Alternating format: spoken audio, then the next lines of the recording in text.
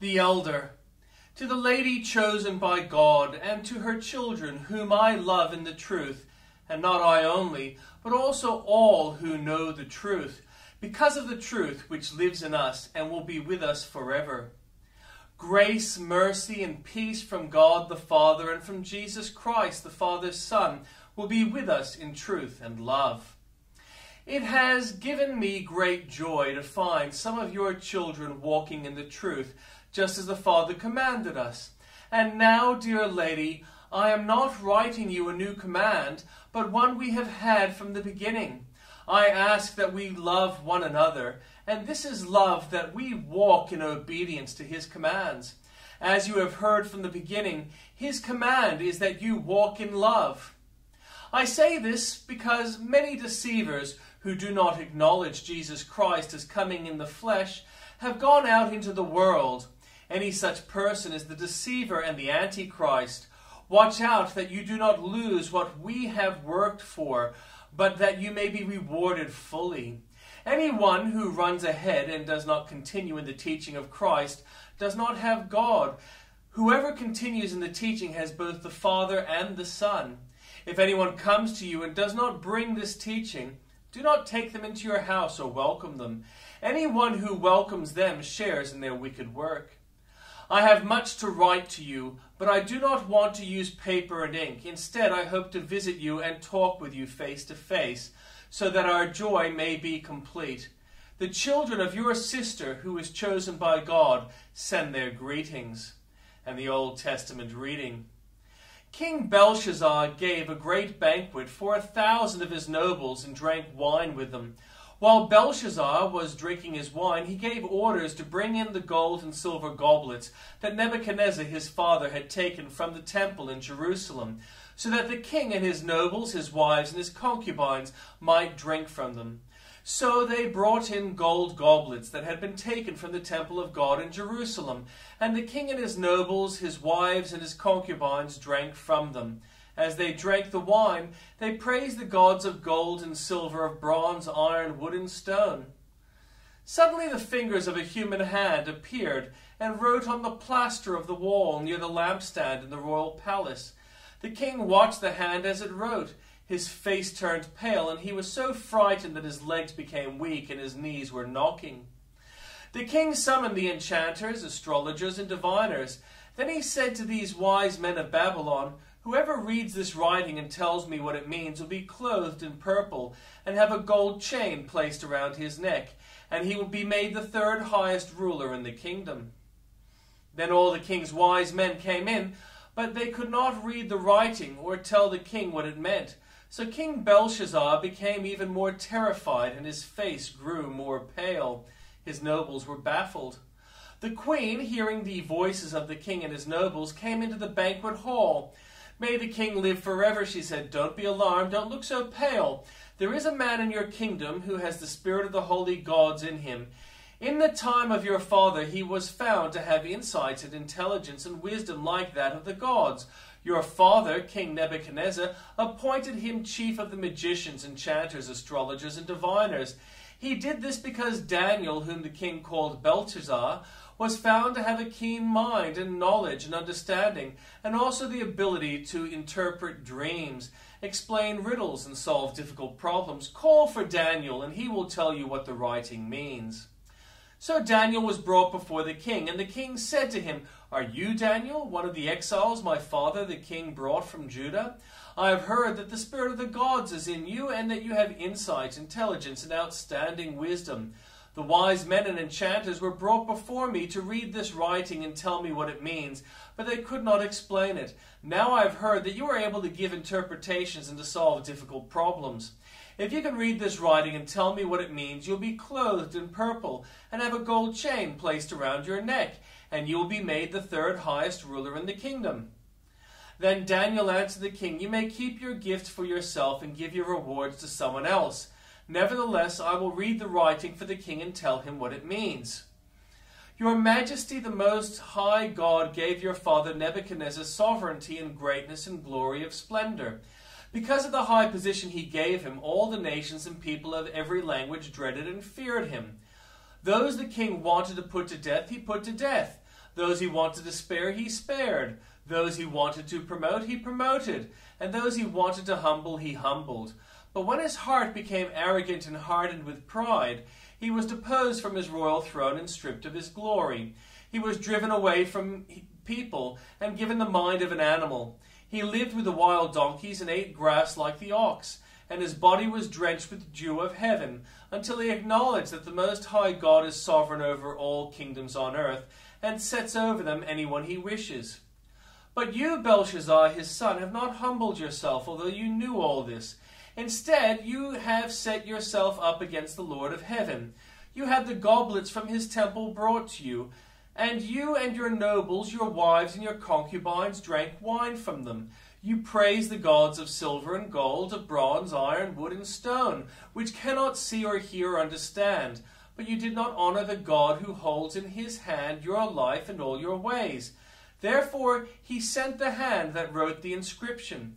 This is the inscription that was written, Mene, Mene, Tekel, Parsin. Here is what these words mean. Mene, God has numbered the days of your reign and brought it to an end. Tekel, you have been weighed on the scales and found wanting. Perez, your kingdom is divided and given to Medes and Persians. Then, at Belshazzar's command, Daniel was clothed in purple. A gold chain was placed around his neck, and he was proclaimed the third highest ruler in the kingdom. That very night, Belshazzar, king of Babylonians, was slain, and Darius the Mede took over the kingdom at the age of 62. It pleased Darius to appoint 120 satraps to rule throughout the kingdom, with 3 administrators over them, one of whom was Daniel. The satraps were made accountable to them, so that the king might not suffer loss. Now Daniel so distinguished himself among the administrators and satraps by his exceptional qualities that the king planned to set him over the whole kingdom. At this, the administrators and the satraps tried to find grounds for charges against Daniel in his conduct of government affairs, but they were unable to do so. They could find no corruption in him because he was trustworthy and neither corrupt nor negligent. Finally, these men said, "We will never find any basis for charges against this man Daniel unless it has something to do with the law of his God." So these administrators and satraps went as a group to the king and said, "May King Darius live forever.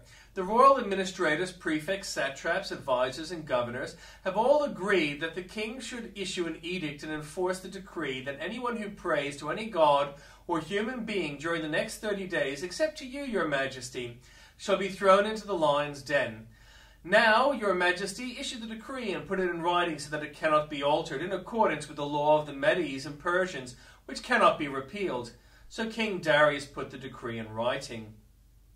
Now, when Daniel learned that the decree had been published, he went home to his upstairs room, where the windows opened towards Jerusalem. 3 times a day he got down on his knees and prayed, giving thanks to his God, just as he had done before. Then these men went as a group and found Daniel praying and asking God for help. So they went to the king and spoke to him about his royal decree. "Did you not publish a decree that during the next 30 days anyone who prays to any god or human being except to you, your majesty, would be thrown into the lion's den?" The king answered, "The decree stands in accordance with the law of the Medes and Persians, which cannot be repealed." Then they said to the king, "Daniel, who is one of the exiles from Judah, pays no attention to you, your majesty, or to the decree you put in writing. He still prays 3 times a day." When the king heard this, he was greatly distressed. He was determined to rescue Daniel and made every effort until sundown to save him. Then the men went as a group to King Darius and said to him, "Remember, your majesty, that according to the law of the Medes and Persians, no decree or edict that the king issues can be changed." So the king gave the order, and they brought Daniel and threw him into the lion's den. The king said to Daniel, "May your God, whom you serve continually, rescue you." A stone was brought and placed over the mouth of the den, and the king sealed it with his own signet ring and with the rings of his nobles, so that Daniel's situation might not be changed. Then the king returned to his palace and spent the night without eating and without any entertainment being brought to him, and he could not sleep. At the first light of dawn, the king got up and hurried to the lion's den. When he came near the den, he called to Daniel in an anguished voice, Daniel, servant of the living God, has your God whom you serve continually been able to rescue you from the lions?" Daniel answered, "May the king live forever. My God sent his angel, and he shuts the mouths of the lions. They have not hurt me because I was found innocent in his sight, nor have I ever done any wrong before you, your majesty." The king was overjoyed and gave orders to lift Daniel out of the den. And when Daniel was lifted from the den, no wound was found on him, because he had trusted in his God. At the king's command, the men who had falsely accused Daniel were brought in and thrown into the lion's den, along with their wives and children. And before they reached the floor of the den, the lions overpowered them and crushed all their bones. Then King Darius wrote to all the nations and peoples of every language in all the earth, "May you prosper greatly. I issue a decree that in every part of my kingdom people must fear and reverence the God of Daniel. For he is the living God, and he endures forever. His kingdom will not be destroyed. His dominion will never end. He rescues and he saves. He performs signs and wonders. In the heavens and on earth he has rescued Daniel from the power of the lions." So Daniel prospered during the reign of Darius and the reign of Cyrus the Persian. In the first year of Belshazzar, king of Babylon, Daniel had a dream, and the visions passed through his mind as he was lying in bed. He wrote down the substance of his dream. Daniel said, "In my vision at night I looked, and there before me were the four winds of heaven churning up the great sea. Four great beasts, each different from the others, came out of the sea. The first was like a lion, and it had the wings of an eagle. I watched until its wings were torn off, and it was lifted from the ground so that it stood on 2 feet like a human being, and the mind of a human was given to it. And there before me was a second beast, which looked like a bear. It was raised up on one of its sides, and it had 3 ribs in its mouth between its teeth. It was told, 'Get up and eat your fill of flesh.' After that I looked, and there before me was another beast, one that looked like a leopard, and on its back it had 4 wings, like those of a bird. This beast had 4 heads, and it was given authority to rule. After that, in my vision at night, I looked, and there before me was a 4th beast, terrifying and frightening and very powerful.